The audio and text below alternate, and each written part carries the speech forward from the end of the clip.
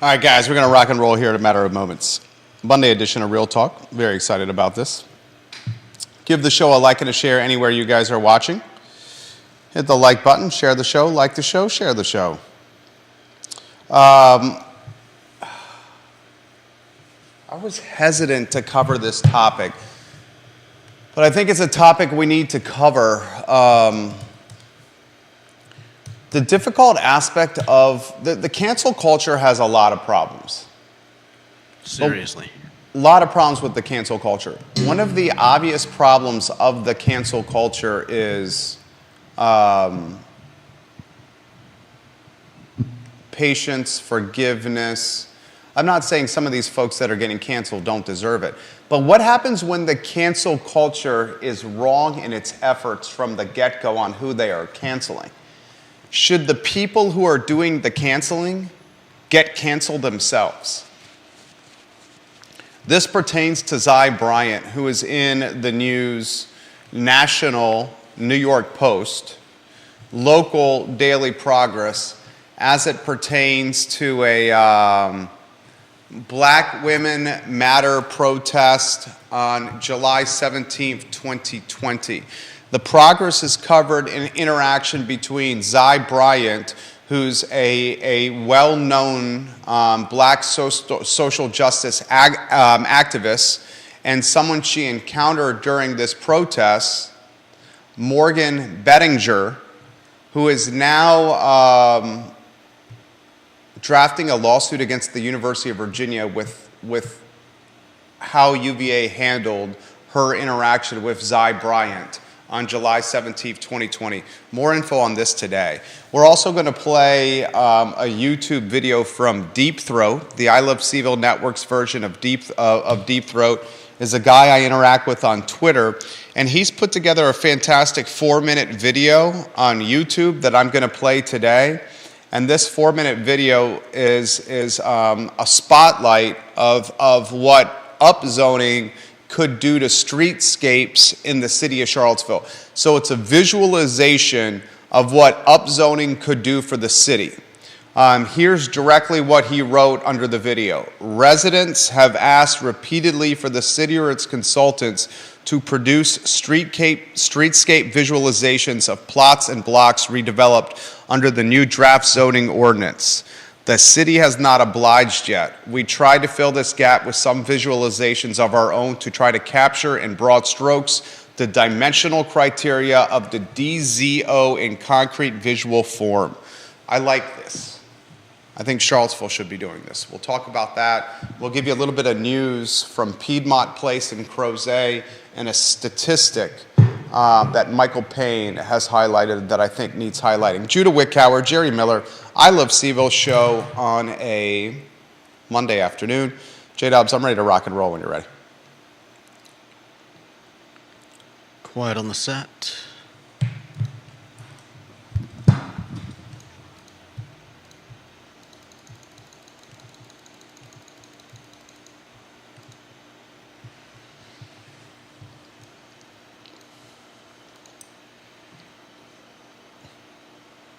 Good Monday afternoon, guys. I'm Jerry Miller, and welcome to the I Love CVille show. Thank you kindly for joining us. Pleasure to connect with you through the I Love CVille network on a Monday afternoon in downtown Charlottesville, a show presented today by Scott Wagner of Scott Wagner Integrative Medicine. The show dynamic, you, the viewer and listener, can watch and listen to the program. It's legitimately live on every social media platform, and we encourage you, the viewer and listener, to participate in the discussion. A couple news and notes that I want to get out there. Neil Williamson and Sean Tubbs, friends of the program, are hosting a live debate on Wednesday evening at 7 o'clock at Hillsdale, the Conference Center. This live debate is a showcase of the council candidates that are running for office. We will know who will be our councilors for the next 4 years the evening of June 20th, which is the Democratic primary here in Charlottesville. Sean Tubbs and Neil Williamson have all the candidates: Cooper, Oshrin, Snook, Payne, and Fenwick at Hillsdale for a live debate. And they want you to ask questions. If you send them the questions, they'll relay them to the counselors. So this is a good opportunity to get to know the folks that are running for office. Let's go to two items of note that I want to get out there. Piedmont Place in Crozet, which had a pretty catastrophic flood. Remember when the temperatures, I think it was end of last year, early of this year, were in like the single digits, and with the wind chill, it was below 0 degrees for an extended period of time in Central Virginia? Well, that wind chill busted a lot of pipes in Piedmont Place and caused significant damage in a very popular building in Crozet. This building's going to open later this month, which is very exciting. The hotel suites with Piedmont Place will open May 15th, and the retail establishments later this month after the hotel suites open. So that's fantastic for Crozet. A lot of people count on this building for having fun, for eating, for entertainment on the weekends in particular. All right, let's go to the two-shot. We'll welcome Judah Wickhauer to the program. He's a director and, frankly, a man with valuable perspective. Ziana Bryant in the Crossfire. Daily Progress writes an article. This made national news. This was in the New York Post. Yeah. It was in the, what was the libertarian magazine? Was it called Reason? Is that what it was? The Libertarian magazine? Yeah. And make sure we have the lower third, if you could, on screen. Why don't you set the stage? The magazine's called, this is where it first started, this story first started getting traction from a libertarian magazine called Reason. Then the New York Post picked it up. Now the Daily Progress has published it in yesterday's edition, its Sunday edition, and this is legitimately going viral. The protagonist, maybe the antagonist, depending on how you look at her, in this particular story is Ziana Bryant. She's most known for the press conference she hosted in Market Street Park, then Robert E. Lee Park, where she, in a press conference, indicated to the media in attendance at the park, that the Confederate statue, the R.E. Lee statue, made her very uncomfortable in her home. And this was her home, meaning Charlottesville. And this was very much the first flip, if it's a flip book of events that happened. That was the first flip of events, the first event that in a lot of ways led to statue removal, government involvement, protests. August 12, 2017, KKK visiting Charlottesville, global national news. The first event in that very dark day of history for Charlottesville, Virginia, was in a lot of ways the press conference. A young Miss Bryant, while in high school, while still in school, in R.E. Lee Park, now Market Street Park. Now let's go forward in the future. You jump in. There's a protest July 17th, 2020, so about 3 years ago. This protest, a Black Women Matter protest organized by Charlottesville Beyond Policing. This protest happens downtown. You want to jump in? Sure. Yeah. So from what's been reported, there was a woman who drove up in her Subaru. Yeah, and after coming around a dump truck, some type of truck that was in the way, she made a comment which apparently nobody really heard, and was turned into it was labeled hate speech without having a clear record of what the statement even was. And subsequently, the woman's life was basically torn apart and ruined because somebody didn't like her. UVA student pulls up to the protests in downtown Charlottesville on July 17th, 2020. The UVA student who pulled up, a white female. She says, and I would imagine in retrospect she would have chosen her words differently. She says at the scene I don't to know the that she truck would have. driver that if you were not here, that these folks would have made good speed bumps. Something along those lines. Okay, I'm reading it verbatim from the newspaper. newspaper. There were people sitting I'm reading it verbatim from the article. Okay. Okay. She said if the truck driver was not here, the protesters would have made good speed bumps. Because there were people sitting in the road. Protesting. They were protesting in the road. They were protesting with the word. Ziana Bryant overheard this. She overheard somebody else state what they heard her say. Next thing we know, she utilizes her influence in person at the protest, her influence on social media, her influence at the University of Virginia to, in a lot of ways, drive a lot of attention to this UVA student who's now an alumni named Morgan Benninger. Not just drive attention to it. Bryant was the one that that was the accuser in the UJC Yep, case. that's exactly right. University Judiciary Committee case. Long story short, this white female UVA student goes before the UJC. She's expelled, but she's expelled in a way that allows her to finish her education. Expelled in abeyance. Expelled in abeyance. She's allowed to finish school, but there's a demerit on file. Yeah. She gets outed by many in the university community, gets labeled by many in the university community as a racist, and spends much of her college career dealing with this. Yeah. Now she is drafting a lawsuit against the University of Virginia. Interestingly, is not naming Miss Bryant in the lawsuit. Extra investigation into this scenario has found that the UVA student, the white female, Morgan Benninger, while she said this, she did not say this in a, according to the investigation, in a, how would you characterize what I'm trying to say here? Well, the UJC panel or jury actually agreed with her version of things and still somehow found her guilty.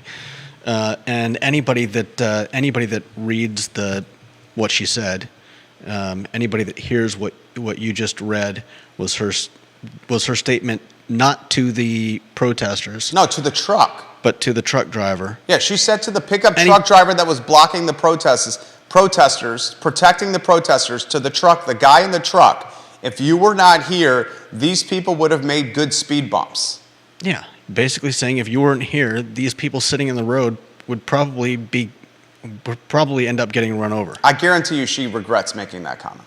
Yeah, no doubt. But What furthers this narrative, or what Bryant utilized to further the narrative, in a lot of ways, was you got a white female at UVA, daughter of a police officer oh yeah, at UVA.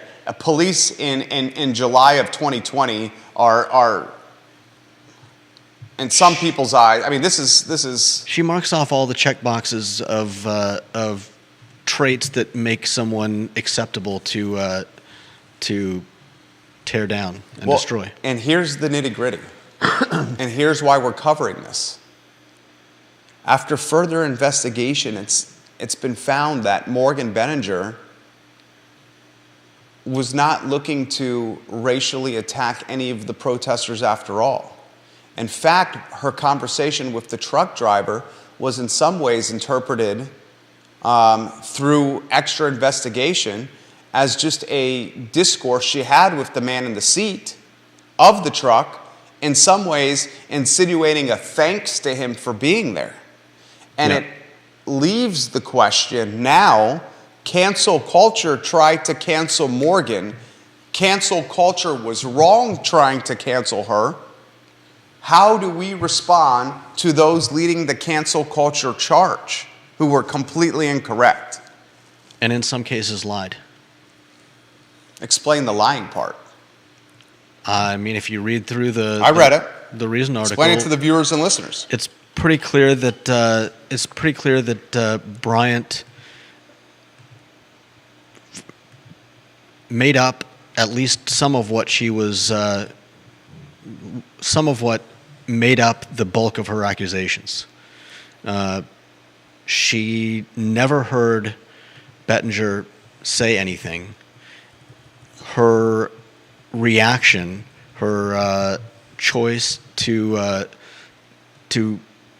pursue and confront Bettinger seems entirely contingent on her filming somebody saying what they thought they heard Bettinger remark. Yeah. This is not a good look. And yet she went ahead with the accusations before the UJC and had several people contradict her version of events. And I mean, just the whole This is not a good look. The whole pursuit of Bettinger smacks. I mean, we talk about hate speech and racism. That's exactly, I feel like, what was perpetrated against Bettinger. She was attacked because she was white. Daughter of a policeman. Yeah. Daughter of a I policeman. mean, hate speech. Proud daughter of a policeman. Hate speech refers to offensive discourse targeting an individual based on inherent characteristics such as race, religion, or gender. And this is all of that. I mean, you know, targeting her because her father's a cop who died years before this took place. I mean, it's just it leaves a bad taste in the mouth. And then to find out that the school refuses to Jim Ryan walk back, refuses to clear her demerit, yeah, her expulsion. Just it's a bad look all around. This is a bad look. This is a national story, and it should be a national story. This is basically what happened in less than 60 seconds. You had a Black Women's Matter protest in downtown Charlottesville. You had a truck parked in a way to protect the protesters who were in the middle of the road, some sitting down in the road. Yeah. You had a Subaru drive up to the protest coincidentally. This Subaru driver was a UVA student who is a white female. Her father, a police officer. She makes the comment outside the window to the man in the truck who's protecting the protesters. Sounds like she'd gotten out of the car. She made the comment, "It's a good thing you're here, or these people would be speed bumps." Speed bumps.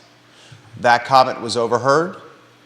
That overheard comment got back to Ziona Bryant, the social justice activist from Charlottesville, who had the press conference in Lee Park years ago about the statue. She then took these circumstances, she brought them to Judiciary Committee at UVA. She did more than that. She utilized her social media influence, her in-person influence, to its furthest, strongest, and most robust capacities to bring negative attention to this UVA white female. After significant investigation, they found that the UVA white female did not say these comments about the protesters in a negative light, but instead made the comments to the truck driver almost with a sense of gratitude for him being there to protect the protesters. So now we're left with this. What kind of accountability measures, if any, does Ziona Bryant face? None. She's doing great. Literally by faces all accounts. None. She faces none. And she faces none. The sad thing is, you know, everybody, Ziona Bryant has been labeled a social justice warrior, and this is completely lacking in justice. And the fact that it continues is just, it's horrible.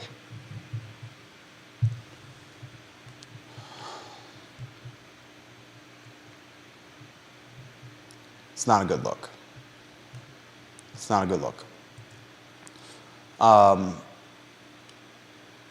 Today's culture is so quick to jump to the first conclusion.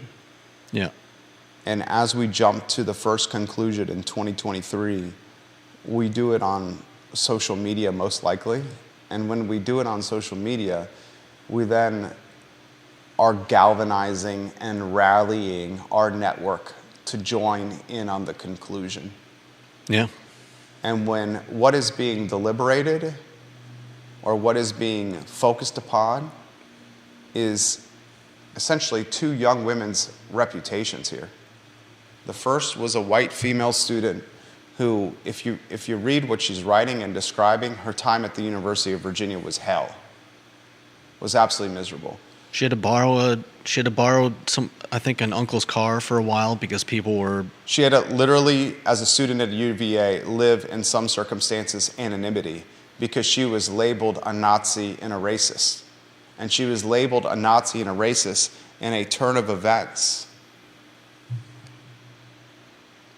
that she never intended to go about with any nefarious intentions.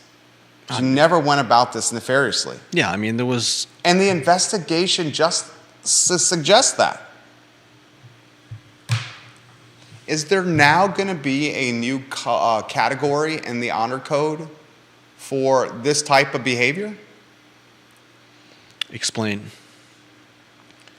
Like if you go to the police and you file a police report about a crime and that crime never was committed, Yeah.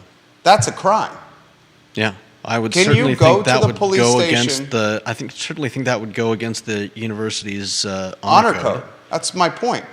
If you go to the police station and file a police report about a crime and that crime never happened, you who filed the crime about the fake crime have then committed a crime yourself.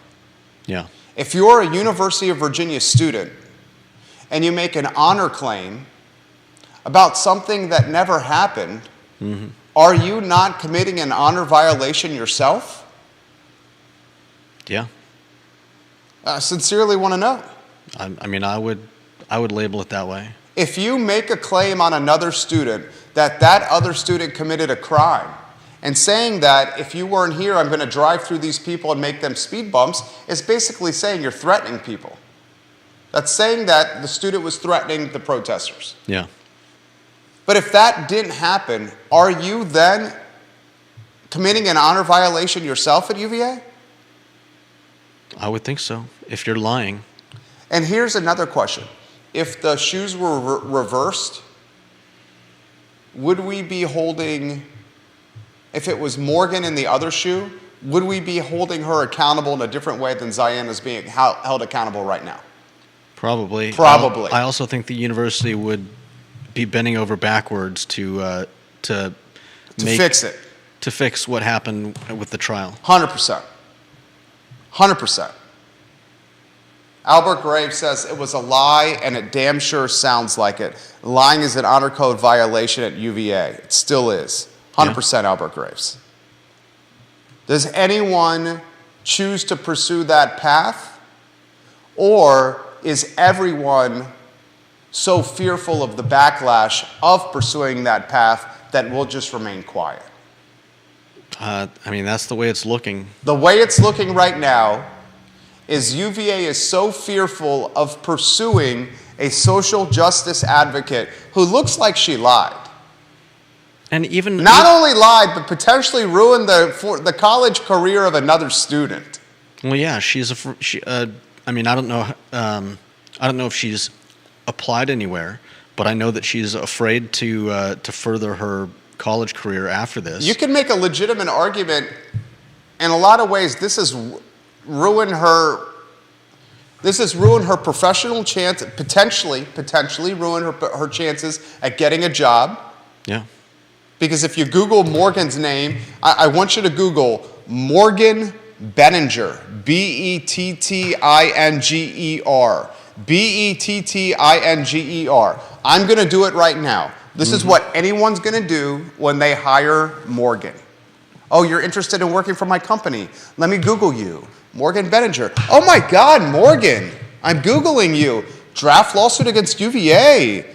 Black Lives Matter activists ruin white students' lives. What's going on here, Morgan? You're in Fox News. You're in the New York Post. You're in the Daily Mail. Morgan, you're in Reason Mag. Morgan, it says you try to kill protesters, Morgan. Morgan, you're in the CVille Weekly. You're on Reddit. Morgan, this is too much attention, Morgan. We can't hire you. These outlets say you try to run over people, Morgan. Yeah. That's what's going to happen to this lady. Mm-hmm.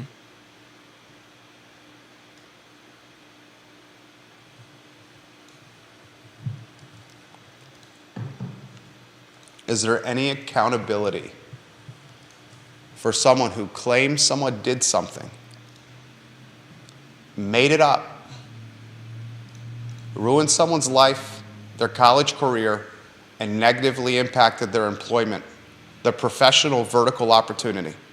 Is there any accountability for that kind of behavior? It appears at the University of Virginia there is not. Yeah. Definitely not. And I even question the initial UJC trial, because You're saying, why should UJC be involved in this if this is off grounds? well, no. I understand that. Because I think they should be involved if she actually did do that. Yeah, no, I understand that it's part of how the school works. Okay. The problem here is that by the time they got to the trial, it sounds like social media had completely poisoned the well at UVA. In other words, when you in a regular courtroom setting, you are supposedly guaranteed a fair trial, and part of that is not having people who have already made up their minds about the case. And it sounds like everybody at UVA, by the time the trial finally came around, had already been indoctrinated, I guess, so to speak, with the point. idea that she was guilty. And so it sounds like even though they agreed that her assessment was the correct one, they still found her guilty, which is troubling. I mean, I get how the university uses this. It's it's your peers who are making the decisions against you or for you. But in this case, it sounds like, and there's additional information about the instruction that the jury was given, not being what was originally agreed upon. It just sounds like, from start to finish, this was a travesty of justice. There it is. Dylan's Rule on Twitter. Dylan's Rule says this: this is absolutely crazy. How many times do any of us look at someone and say, phew, thank goodness X was here or X happened, otherwise there would have been a disaster. It is absolutely ridiculous that this could have ever been turned into an incident. An example, a few years ago, my wife and I were at a baseball game. A foul ball nearly hit someone, but another fan snagged the ball. The one fan said to the other, "Thank God you caught that. Otherwise, I would have had a concussion." Yeah. And that statement is not saying, I want to have a concussion. It also says something about us in our culture today, that in June of 2020, someone could overhear another person making a comment and then gets back to a third person. That third person then utilizes her social media to publish something about the person Based on hearsay. based on hearsay, and then everyone who reads it on social media takes it as absolute fact. And then they ruin the CVille person's Weekly life. did an article about this. Remember? Let's see if I can find it. I bet you, I'm Googling Morgan Bettinger and C-Ville Weekly. And I see the article from July 2020. And the entire depiction of what happened according to the early account. Will the CVille Weekly write an article about this? A retraction. Will the CVille... A very late retraction. Will they write a retraction that's 3 years old? The headline says, "The fight continues. Downtown rally amplifies voices of black women despite threats." Here it is right here.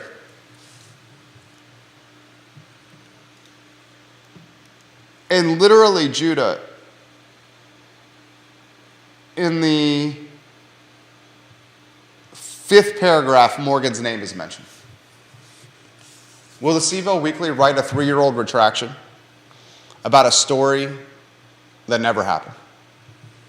Time will tell. Yeah. All right. Jason Howard, Rio Road. Will the lawsuit be cited by a judge or by a jury trial? An Albemarle County jury is a different creature entirely than a UVA undergrad honor trial. If I was the University of Virginia, I would settle this immediately. Yeah, she's definitely not bringing this to UVA, to a UVA No, this is not going to UJC. kangaroo court. Yeah, this is not a student court. If I was the University of Virginia, I would settle this immediately. Yeah. Settle this immediately. You look terrible, and you're on the wrong side here. Yeah. You're on definitely. the side of jumping to conclusions, UVA. You're on the side of ruining a woman's college career. And because- potentially her professional career. She'll have to deal with this online for the rest of her life. Yeah. This will, anytime someone researches her, this will come up. 2023, good Lord. All right, next topic. Next topic is from Deep Throat. I think Deep Throat's watching now.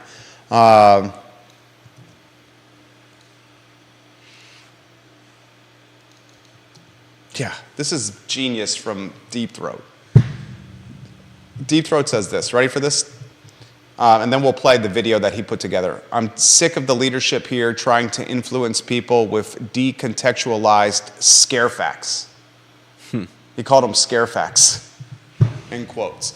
All right, Deep Throat is a housing advocate. He has promised me, or excuse me, I take that back. I have promised him that I will not reveal his personal identity until he's ready to do it. But one thing I can tell you about Deep Throat is the dude is super legit. The dude is super well read. The dude knows data inside and out. He can really study and analyze data and metrics.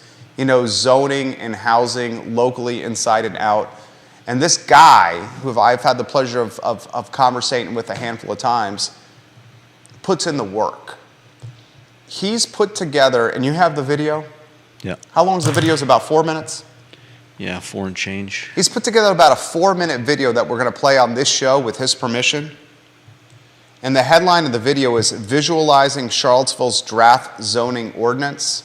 It's basically residents have asked city leadership and its consultants to produce streetscape visualizations, and I'm reading verbatim from his video.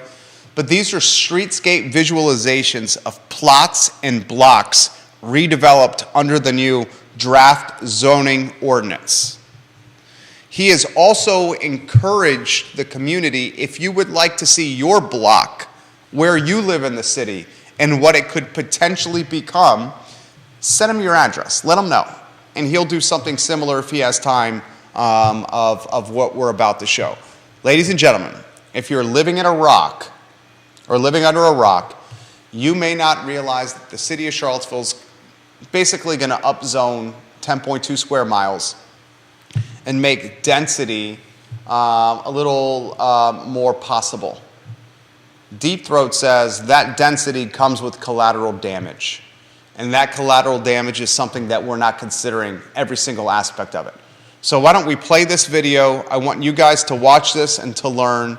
Judah, let's cue that up in 3 and 2 and 1. Let's play that now. We want to share with you briefly some work we've done on visualizing rezoning in Charlottesville. But first, we want to be clear about what this is not. It's not a claim about aesthetics. Aesthetics are inherently subjective.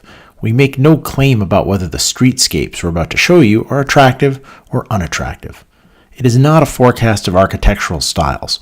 We used fairly generic 3D models, and they're not meant to be a prediction of what styles developers or builders might choose. And it's not a prediction of which lots will get redeveloped. We chose some lots for illustrative purposes only. We don't have any insider knowledge of which lots will get redeveloped if the draft zoning ordinance is passed. What is it then? It's mainly a simulation of mass, height, and coverage. Of course, one can read those dimensional criteria in the draft zoning, but for many people, it's difficult to translate those kinds of abstractions into a concrete understanding. We wanted to fill that gap by providing visualizations. It's a reference for residents as they try to form a view on the ordinance. We tried to capture the zoning parameters and represent them as faithfully as we could, but obviously these visualizations should not be treated as architectural renderings or surveys. So why did we do it? In short, because people asked for it. From the beginning of this process through the recent NDS pop-ups, residents have asked for streetscape visualizations. Unfortunately, they were not forthcoming. Only excuses were provided. We don't think those excuses hold up. We wanted to show that this exercise can be done, and be done relatively easily. What you're about to see cost us little more than several hours of our time. We also note that this is just our first set of visualizations. We'll be doing more, and we ask you to let us know if you have any particular blocks that you'd like to see simulated. This is the south side of Rugby Avenue near Rose Hill Drive. We have 2 adjacent lots, each with a single-family home. They are R1 lots. Now we subdivide one of the lots and replace the home with 2 RB buildings. Here it is, with 2 RC buildings. Finally, here it is, with an RC building using the affordable housing bonus. This is the south side of Elliott Avenue facing Avon Street. We replace a single-family home with an RC building. Now looking in the other direction, we replace the home on the adjacent lot with another RC building. Finally, across the street on the north side of Elliott Avenue, we replace a single-family home with an RC building. Now we show you some flyover simulations that depict entire blocks. This is Elliott Avenue between Avon and 6th. It is an RC zone, and we are adding 6 buildings on 4 lots. This is the intersection of Melbourne Road and Grove Road. It is an RC zone, and we have added 6 buildings on 4 existing lots.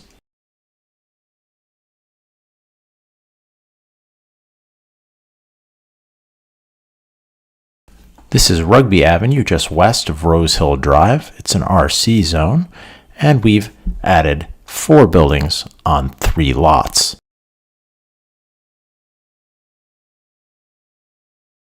Now we move down Rugby Ave to the east side of Rose Hill Drive, and we add 3 RC buildings on 3 lots.